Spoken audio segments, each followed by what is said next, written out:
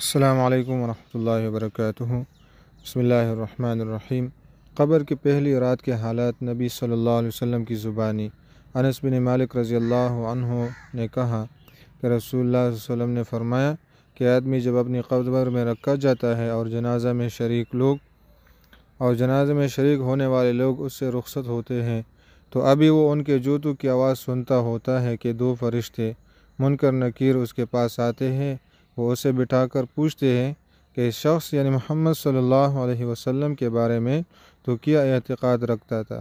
مومن تو یہ کہے گا کہ میں گواہی دیکھتا ہوں کہ آپ صلی اللہ علیہ وسلم اللہ کے بندے اور اس کے رسول ہیں۔ اس جواب پر اس سے کہا جائے گا کہ تو یہ دیکھ اپنا جہنم کا ٹھکانہ، لیکن اللہ تعالیٰ نے اس کے بدلے میں تمہارے لیے جنت میں ٹھکانہ دے دیا۔ اس وقت اسے جہنم اور جنت دونوں ٹھکانے دکھائے جائیں گے۔ قتادہ نے بیان کیا کہ اس کی قبر خوب کشادہ کر دی جائے گی جس سے آرام و راحت ملے۔ پھر قتادہ نے انس رضی اللہ عنہ کی حدیث بیان کرنی شروع کی۔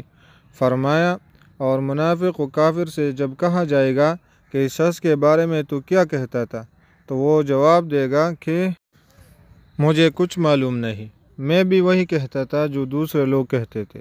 پھر اس سے کہا جائے گا نہ تو نے جاننے کی کوشش کی اور نہ سمجھنے والوں کی رائے پر چلا۔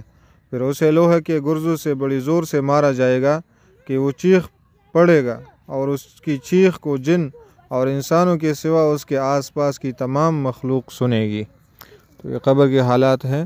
اللہ ہمیں قبر کے سختیوں سے بچائے۔ یہ بخاری شریف میں یہ حدیث موجود ہے۔ اس پر خود بھی عمل کرے، قبر کی تیاری کرے اور دوسرے بھائیوں کے ساتھ بھی ضرور شیئر کیجیے گا۔ السلام علیکم ورحمۃ اللہ۔